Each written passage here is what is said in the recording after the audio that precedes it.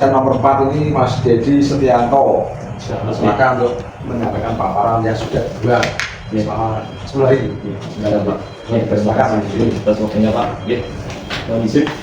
Assalamualaikum warahmatullahi wabarakatuh. Yang terhormat kepada Bapak Hari Kuncoro STMT selaku mentor saya.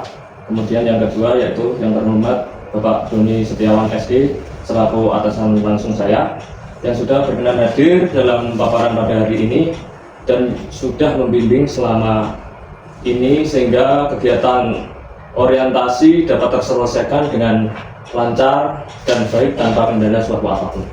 Baik, di sini saya akan langsung menuju kepada paparan. Untuk itu sebelumnya perkenalkanlah saya memperkenalkan diri terlebih dahulu. Untuk nama saya yaitu Dedi Setianto dengan NIPPPK 199110202025211032. Untuk unit kerja Dinas Perhubungan Kabupaten Semarang, kemudian untuk jabatan sebagai operator layanan operasional. Kemudian izin melaporkan terkait laporan orientasi pengenalan nilai dan etika instansi bagi pegawai pemerintah dengan perjanjian kerja atau PPPK Dinas Perhubungan Kabupaten Semarang sebagai berikut. Kemudian untuk elemen kedua yaitu terkait visi misi Dinas Perhubungan Kabupaten Semarang. Adapun untuk visi meliputi terwujudnya keselamatan, ketertiban, kelancaran berlalu lintas dan angkutan jalan yang mantap. Kemudian untuk visi, untuk misi yaitu yang pertama meningkatkan sumber daya manusia yang maju, mandiri, berkualitas dan profesional untuk mewujudkan aparatur yang tangguh. Untuk nomor 2 meningkatkan pelayanan prima kepada masyarakat. Untuk nomor 3 meningkatkan sarana dan prasarana transportasi yang memadai, baik kualitas dan dapat dinikmati masyarakat. Kemudian poin nomor 4 meningkatkan keamanan dan kelancaran lalu lintas dan angkutan di jalan. Kemudian yang terakhir atau nomor 5 mengembangkan fasilitas terminal dan perparkiran. Berikut ini kami sampaikan tugas pokok dan fungsi P3K. Untuk tugas dari P3K yaitu melaksanakan urusan pemerintahan daerah dalam menjalankan tugas sebagai operator layanan operasional di Dinas Perhubungan Kabupaten Semarang. Adapun fungsi dari P3K yaitu melaksanakan pengawasan penyediaan angkutan umum bersubsidi, kemudian melaksanakan pengawasan penetapan tarif angkutan orang dengan kendaraan bermotor, kemudian melaksanakan kegiatan survei rencana rute trayek angkutan, kemudian melaksanakan pengawasan penyelenggaraan angkutan orang dalam trayek dan angkutan orang tidak dalam trayek, kemudian yang terakhir melaksanakan tugas kedinasan lain sesuai dengan ketentuan peraturan perundang-undangan. Berikut ini kami sampaikan identitas P3K. Kita lanjutkan menginjak halaman berikutnya yaitu terkait rencana kerja tahunan. Adapun rencana hasil kerja pimpinan yang diintervensi yaitu prosentase kendaraan angkutan umum yang aktif dan beroperasi. Kemudian rencana hasil kerja berupa tersedianya rencana pengembangan angkutan umum. Kemudian aspek yang kita pilih yaitu kuantitas. Indikator kinerja individu atau kegiatan meliputi 1. Melaksanakan operasional angkutan bus sekolah gratis dengan target 8 dokumen. Kemudian untuk yang kedua yaitu melaksanakan pengawasan penyelenggaraan angkutan umum dengan target 1 dokumen. Kegiatan yang pertama yaitu perencanaan operasional harian bus sekolah dengan tahapan menyusun rencana perjalanan bus sekolah untuk kegiatan harian maupun mingguan. Kemudian yang kedua menetapkan jalur perjalanan serta lokasi penjemputan dan pengantaran siswa. Kemudian untuk nomor 3 melakukan koordinasi dengan pihak sekolah guna memperoleh data jumlah siswa pengguna layanan bus sekolah. Kemudian untuk yang terakhir yaitu membuat daftar petugas yang bertugas termasuk sopir atau driver, pengawas bus jika tersedia, serta petugas cadangan sebagai pengganti. Adapun dari kegiatan tahapan di atas, output yang dapat kita hasilkan berupa foto atau dokumentasi jadwal dan rute operasional. Dari tahapan berikut, dari kegiatan berikut, nilai-nilai yang terkandung dalam penerapan berakhlak meliputi 1. Akuntabel, kemudian yang kedua yaitu harmonis, kemudian yang ketiga yaitu berorientasi pelayanan. Adapun kegiatan yang kedua yaitu melaksanakan koordinasi dan briefing atau pra-operasional. Tahapan yang kami lakukan meliputi 1. Melakukan pengarahan dan koordinasi kepada rekan operator layanan. Kemudian yang kedua memberikan penjelasan terkait hal-hal teknis seperti rute perjalanan, kondisi lalu lintas, serta siswa yang memerlukan prioritas untuk Poin yang ketiga yaitu menyampaikan kembali standar operasional prosedur atau SOP mengenai keselamatan dan pelayanan bagi siswa sebagai penumpang. Untuk tahapan yang terakhir yaitu menyampaikan informasi tambahan terkait kondisi cuaca. Dari tahapan tersebut terdapat output atau kegiatan yang dihasilkan berupa foto atau dokumentasi. Kemudian dari kegiatan di atas atau tersebut, penerapan nilai-nilai berakhlak yang terkandung yaitu meliputi 1. Kolaboratif, kemudian yang kedua yaitu adaptif, yang ketiga berorientasi pelayanan, dan yang terakhir akuntabel. Kegiatan 3 yaitu mentoring pelaksanaan operasional bus sekolah dengan tahapan 1. Memastikan pelaksanaan operasional bus berjalan sesuai dengan jadwal dan rute yang telah ditetapkan. Kemudian yang kedua, melakukan pemantauan pergerakan bus melalui sistem GPS atau laporan langsung dari pengemudi. Untuk yang ketiga, menangani permasalahan teknis yang terjadi di lapangan seperti kemacetan atau kerusakan kendaraan. Kemudian yang terakhir, melakukan koordinasi dengan pihak sekolah dan orang tua apabila terjadi keterlambatan. Kemudian output yang dihasilkan dari kegiatan ini yaitu berupa laporan harian pelaksanaan monitoring.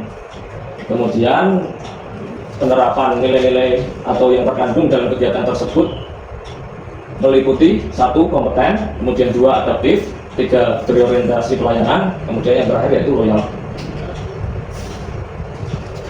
Untuk yang keempat yaitu evaluasi dan pelaporan. Adapun tahapan yang kami lakukan meliputi 1. Melakukan peninjauan laporan dari sopir atau petugas pendamping. 2. Mengevaluasi apabila ada keterlambatan, ketidakhadiran, rute bermasalah, dan kondisi bus. Untuk yang ketiga yaitu melakukan penyusunan laporan secara berkala baik mingguan ataupun bulanan.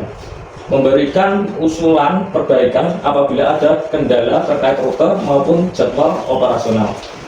Output yang dihasilkan berupa laporan terkait evaluasi operasional kendaraan.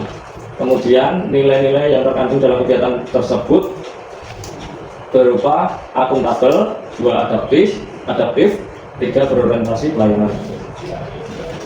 Kemudian 5. Pemeliharaan dan perawatan armada.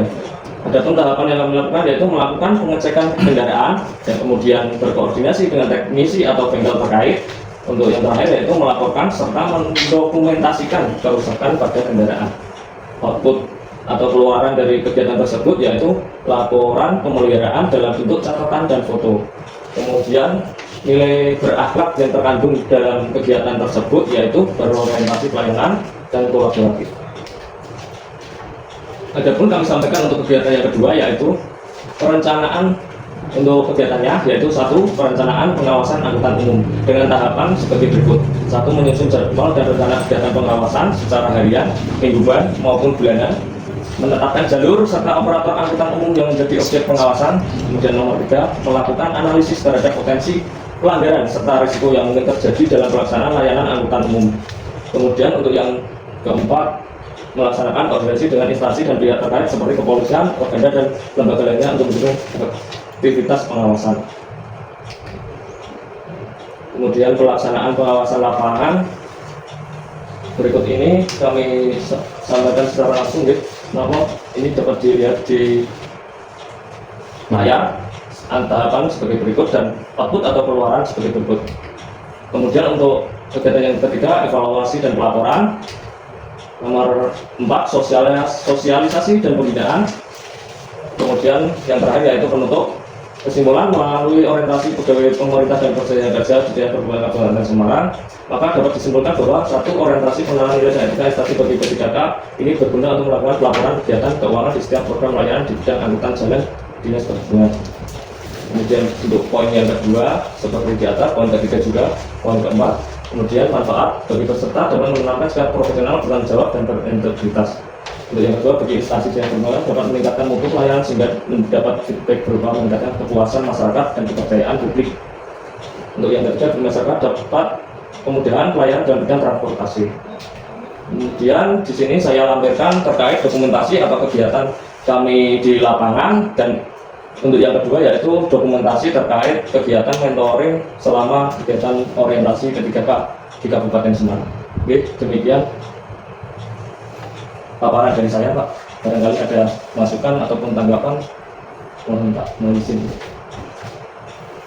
Sudah. Oke, terima kasih Mas Dedi dan dengan tadi paparan ini ternyata cukup panjang juga ini. Bahkan sehingga setelah dari beberapa tadi sudah melihat langsung ke selatan saja tanpa mendengarkan. Iya Pak. Ada beberapa mungkin nanti yang akan kami pertanyakan maupun saran, namun sebelumnya kami silakan dari Pak Doni silakan langsung, mungkin ada juga tambahan yang diberikan, terus kemudian pertanyaan dan juga tambahan terkait dengan tugas-tugas yang dilakukan oleh Mas Dedi. Monggo. Langsung mohon kami oleh teman-teman lain editorialnya mau diperhatikan. Tapi ini jauh lebih baik ketimbang teman-teman sebelumnya editorialnya. Tadi masih ada satu juga yang RHK. Pertama, perencanaan operasional harian di sekolah. Nah, itu tadi.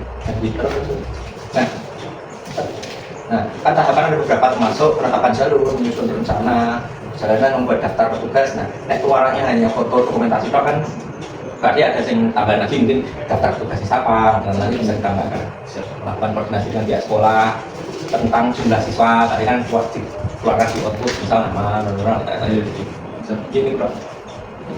Cukup dari Pak Doni. Berikutnya kami koordinator ingin menambahkan maupun menanyakan ya. Yang pertama ini kan operator layanan operasional. Ini ada juga teman-teman yang lain ada 3 pertanyaan nih. Mungkin nanti berbeda terkait dengan arahnya. Kalau materinya kadang sama. Mungkin kalau dilihat dari visi, nah berhubungan tadi terwujudnya keselamatan, ketertiban, dan kelancaran lalu lintas dan sebagainya. Yang kami lihat adalah wujudnya keselamatan karena di sini yang kita awasi adalah penumpang, baik itu penumpang anak sekolah maupun ada penumpang yang lain. Tapi karena anak sekolah ini merupakan tingkat pendidikan kedua SMP dan juga kebanyakan angkutan ini mengangkutnya lebih dari kemampuan atau kapasitas kendaraan. Bagaimana Mas Dedi memberikan solusi terkait dengan keselamatan kendaraan tadi maupun keselamatan penumpangnya? Ya, terima kasih pertanyaan dari Bapak Mentor.